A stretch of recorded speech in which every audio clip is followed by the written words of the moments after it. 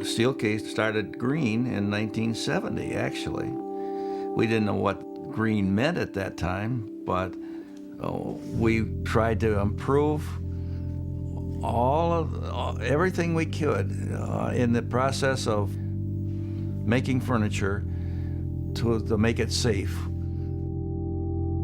We had local people, we had students, and we had professors, and we had the University of Michigan and other people like that working on projects that we were trying to solve. One was air, water, clean air, clean water, and the proper disposal of waste. That's how we started.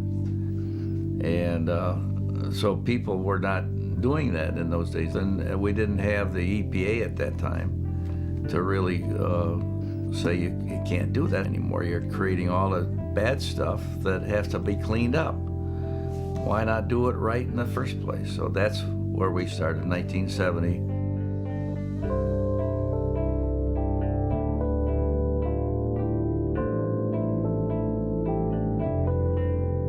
Peter Wegge's had a tremendous impact on Steelcase over the years. I think just by asking us hard questions about the environment 10 years earlier than anybody else, he got us thinking about these issues. And just by thinking about them, we got smarter about them, and we started designing products differently, started setting up our plants differently, and it really prepared us to be a leader in sustainability. When you think about process and profitability and sustainability, there are people who think these things are in conflict. But actually, if you take a design approach to them, you can accept certain constraints and set certain objectives, and you can actually work your way through these problems.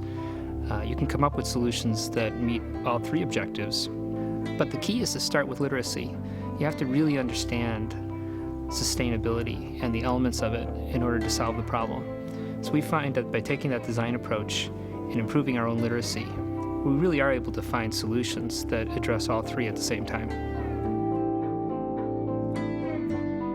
The thing to remember is that sustainability is nothing new to Steelcase, and that when they founded the company, that this was part of what they wanted the company to be, part of their vision for the company. They weren't viewed as environmentalists, but that the idea to protect the environment and to protect the people, not only who worked for Steelcase, but used Steelcase products, was a big deal.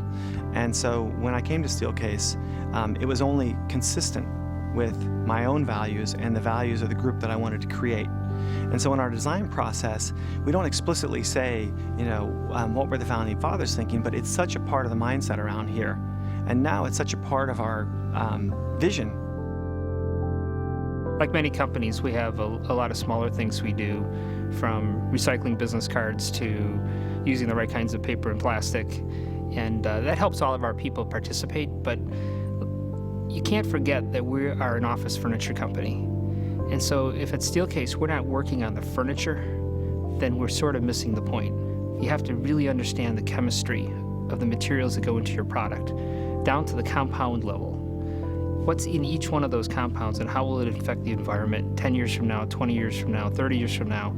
That's hard work, requiring chemical engineers to do the kinds of things that mechanical engineers had to do at Steelcase 20 years ago in making sure the product was going to last a long time.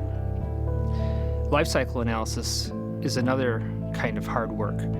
It requires our supply chain people and logistics people to think about the energy that's consumed to move raw materials from the point of extraction all the way through the supply chain and only ending when that product reaches the end of its life.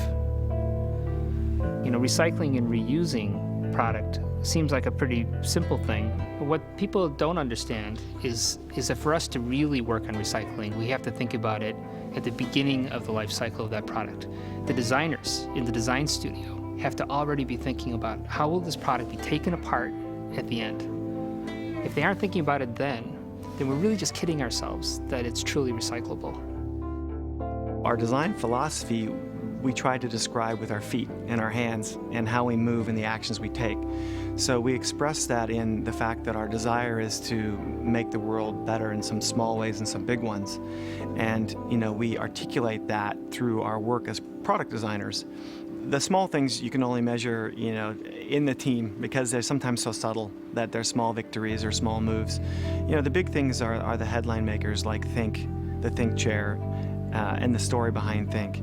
The the fabrics that we do with design techs, that can become composted, the LEED certified plants and showrooms, the number of cradle-to-cradle products, those are great.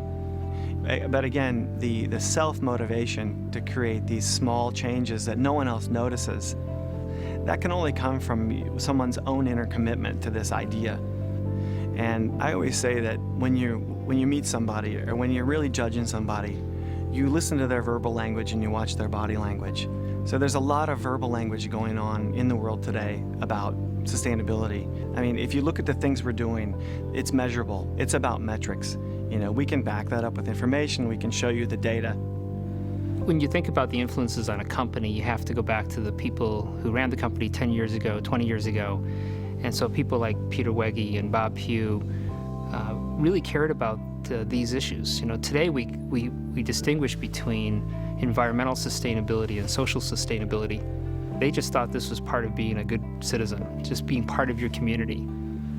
So they emphasized with us all these values, including how you give back to your community, how you protect your community, how you build positive relationships with your employees. And that's just part of the legacy that they created. And we hope that we're continuing and building on that legacy today. Do all the good you can for all the people you can for as long as you can. Just if you did that in your life, just think of what would happen.